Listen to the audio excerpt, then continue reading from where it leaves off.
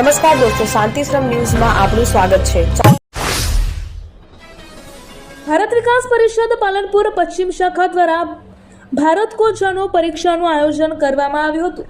આ પરીક્ષાનો મુખ્ય હેતુ વિદ્યાર્થીઓમાં ભારતના ઇતિહાસ, ભૂગોળ, સંસ્કૃતિ, પરંપરા અને રાષ્ટ્ર વિશેનું જ્ઞાન વધારવાનો છે। પાલનપુર અને આસપાસની 53 પ્રાથમિક શાળાઓ તેમજ માધ્યમિક શાળાના આશરે 4000 વિદ્યાર્થીઓએ પરીક્ષા ઉત્સાહપૂર્વક આપી હતી। પરીક્ષાના લગભગ 20 થી 25 દિવસ અગાઉ વિદ્યાર્થીઓને ભારતના ઇતિહાસ, ભૂગોળ, સંસ્કૃતિ અને અન્ય મહત્વપૂર્ણ વિષયોની માહિતી ધરાવતી અભ્યાસ પુસ્તિકા પૂરી પાડવામાં આવી હતી।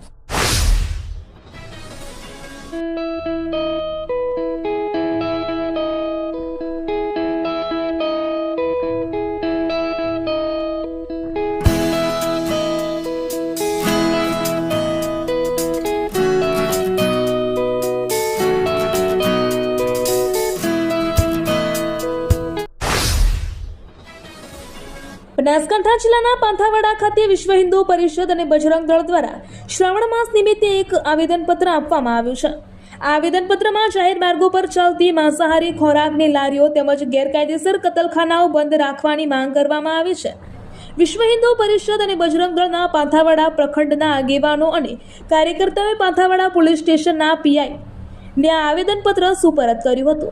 તેમની મુખ્ય માંગ શ્રાવણ માસ દરમિયાન જાહેર સ્થળોએ માંસાહારી ખોરાકનું વેચાણ કરતી લારીઓ અને ગેરકાયદેસર કતલખાનાઓ બંધ કરવાની હતી। પાલનપુરમાં પોલીસે પશુઓ પ્રત્યે ક્રૂરતા આચરતા એક ટ્રક ચાલકને ઝડપી પાડ્યો હતો। આ ટ્રકમાં 9 ભેંસોને અત્યંત ખીચોખીચ ભરી ઘાસચારા અને પાણી વિના લઈ જવાતી હોવાનું સામે આવ્યું હતું। પોલીસે પશુઓને પાંજરાપોળમાં ખસેડી કાર્યવાહી હાથ ધરી છે। પાલનપુર પોલીસને મળેલી બાતમીના આધારે અમીરગઢ ગામના 4 રસ્તા પાસે આઈસર ટ્રક નંબર GJ08AU 7257 નંબરને ઊભી રાખી હતી અને ટ્રકમાં 9 ભેંસોને એવી રીતે ખીચોખીચ ભરવામાં આવી હતી કે તેમની શરીરની ચામડી એકબીજા સાથે ખસાય તેવી સ્થિતિ સર્જાઈ હતી। આ ઉપરાંત પશુઓ માટે ઘાસચારા કે પાણીની પણ કોઈ વ્યવસ્થા કરવામાં આવી નહોતી। પોલીસે ટ્રક ચાલક સોયબ ખાન અનવર ખાન પઠાણની અટકાયત કરી છે। સુઈગામ તાલુકાના મમણા ગામમાં આવેલી પગાર કેન્દ્ર પ્રાથમિક શાળામાં 2 દિવસીય બાળ કૌશલ્ય પ્રતિભા શોધ કાર્યક્રમનું આયોજન કરવામાં આવ્યું હતું। આ કાર્યક્રમ અંતર્ગત બાળ મેળો અને લાઈફ સ્કેલ મેળાનું આયોજન કરવામાં આવ્યું હતું, જેમાં શાળાના બાળકોએ ઉત્સાહપૂર્વક ભાગ લીધો હતો। આ બાળ મેળામાં બાલવાટિકા તેમજ ધોરણ 1 થી 5ના બાળકોએ શિક્ષકોના માર્ગદર્શન હેઠળ વિવિધ રચનાત્મક અને કૌશલ્ય આધારિત પ્રવૃત્તિઓમાં ભાગ લીધો હતો।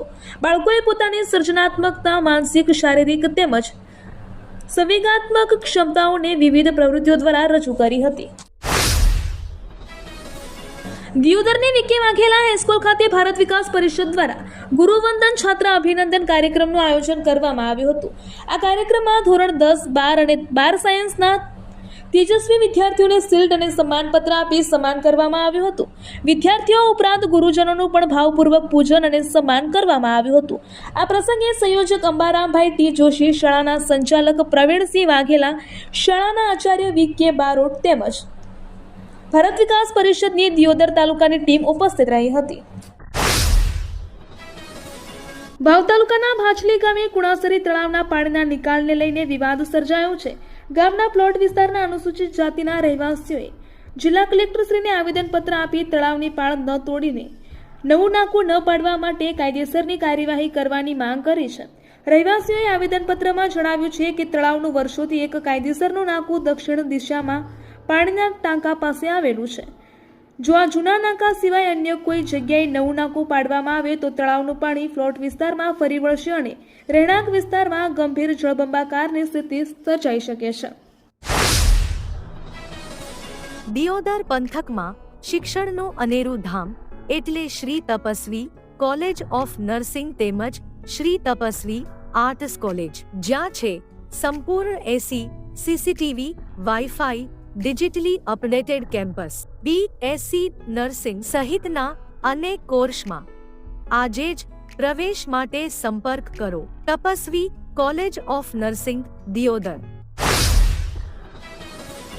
રાજ્ય સરકાર દ્વારા મહિલાઓ અને દીકરીઓના આરોગ્ય, પોષણ, સુરક્ષા, શિક્ષણ અને સશક્તિકરણને પ્રાધાન્ય આપીને રાજ્યભરમાં નારીવંદન ઉત્સવ 2026ની ઉજવણી કરવામાં આવી રહી છે, જેના ભાગરૂપે બનાસકાંઠા જિલ્લાના મહિલા અને બાળ આરોગ્ય દિવસ અંતર્ગત જિલ્લા મહિલા અને બાળ અધિકારીની કચેરી તથા ICDS વિભાગના સંયુક્ત ઉપક્રમે દાંતા તાલુકાના ભીમાળ ગામે કિશોરી મેળાનું આયોજન કરવામાં આવ્યું હતું. કિશોરીઓમાં આરોગ્ય, પોષણ અને વ્યક્તિગત સ્વચ્છતા અંગે જાગૃતિ કેળવવાના હેતુથી આયોજિત કિશોરી મેળામાં કિશોરી સ્વાસ્થ્ય અંગે માર્ગદર્શન સાથે BMI ચકાસણી કરવામાં આવી હતી. અમદાવાદ મહાનગરપાલિકાના class 1 chief fire officer Amit Dongre અને તેના વતી 36,000ની લાંચ લેતા એક ખાનગી વ્યક્તિ ભાવસિંહ ઝાલાને ACBએ ઝડપી પાડ્યા છે. ફાયર સેફટી ઓફિસર દ્વારા મોકલવામાં આવેલી 6 બિલ્ડિંગની ફાયર NOC મંજૂર કરવા પ્રતિ બિલ્ડિંગ ₹6,000 લેખે લાંચ માંગવામાં આવી હતી. આ મામલે નાગરિકોની ફરિયાદ બાદ ACBએ મેમનગરની યશ એકવા કોમ્પ્લેક્સ પાસે ટ્રેપ ગોઠવીને રંગે હાથ દબોચ્યો હતો.